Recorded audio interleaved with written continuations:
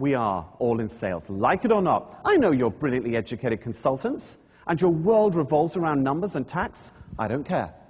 We are all in sales. The minute you walk out of your front door in the morning, you are on. The minute you walk into the office and sit down, you are on. You're being judged. We all judge each other.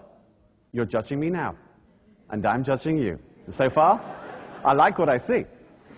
It says here, I say that to pretty much every audience. I haven't spoken to you yet. But if you kind of accept that that is the state of play, that we are all in sales, then we do all have to just slightly gear up our game. And that's what my session is about today. It's not about changing you dramatically. I wouldn't even begin to try.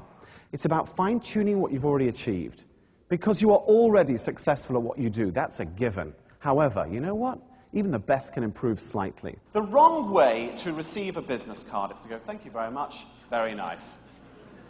Because what does that card represent? It represents someone's success. It represents their entire business success up to that point. I mean, if you think about it, we all start off in our first job. No one gives us a business card then. And then we get more and more senior, and eventually the card arrives, and we get more senior, more successful, and eventually we retire billionaires. I mean, that's the plan. And it looks as though you guys are going that way anyway. And you know what it feels like when someone gives you your first stack of business cards. You go, there you go. You've got a title, you've got some cards. You go, woohoo, send one to mum, flick a few around the room, and then wonder what on earth you're going to do with the rest. And eventually you end up handing them out. So, back to my point. How do you receive the card? Just give it a moment of your time. Oh, very interesting.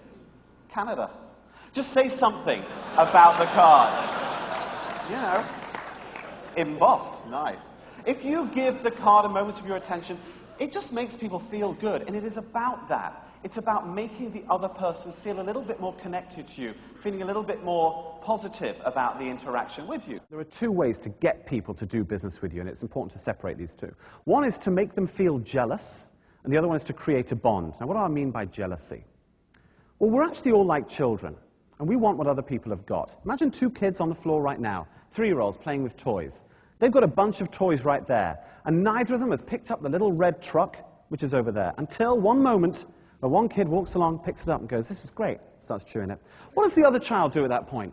He goes, hey, I want that red truck, that's my favorite toy, and I want it now, otherwise I'm going to scream. Because the child's seen the other child pick up something, use something, and has decided, I want that as well. That really does translate into our future life. If you let somebody know that a big organization, which is very respectable, is using you, the other client who isn't using you right now will think, maybe we should be using them too. Now, here's an example. So I was out with some clients, and actually it was the global banking firm, HSBC. We'd done a lot of coaching. We were kind of celebrating the end of a long job. We were drinking champagne, and we went on to the London Eye. Have you been to London, the UK? I'm sure you have. The Millennium Wheel, the London Eye, it's a huge wheel. And you get in, and the capsules take about 20 people each, and it goes all the way around, takes half an hour.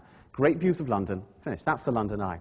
So we're having some champagne, and as the wheel starts going up, one of my clients, she spots the actor Tom Cruise. And he's with, what's her name, the new girl, Katie Holmes, right, his fiancée, right, okay. And whatever. Now, this client happens to be a huge fan of Tom Cruise, like major crush on him, and wants to meet him. He's right there on the south bank of the River Thames, but this wheel goes so slowly that half an hour later, when the doors open, she bolts out. Tom Cruise is nowhere to be seen, and no one actually believes that we even saw him now. Can you believe that? There's a story. Now, what's really going on in that story? It's not about Tom Cruise. It's not about the London Eye. It is about me working with HSBC. It is about the job having gone so well, we were drinking champagne, for God's sake. That's what's really going on. Now, I tell that story to a client, and it burns away for a while. They think, HSBC uses him?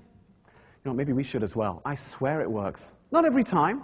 This is not black and white, but it's the idea of planting a seed. Brevity is everything. Remember that audience. They just want to go and have coffee. The instant the audience sits down, they're thinking, when do we get up? Sit down, when do we get up? So we're like children. So it's like, sit, stand. So brevity is everything. If they say to you, well, you can take 30 or 40 minutes, do it in 20.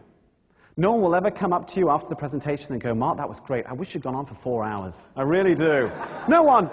We've all got lives to lead, phones to check, Blackberries just bleeping and buzzing and vibrating. Rhetorical questions in a presentation. Do they work? Yes. Should you use them? Absolutely. Because a rhetorical question, it's great, see? A rhetorical question wakes people up because they go, huh, have I got to say this now?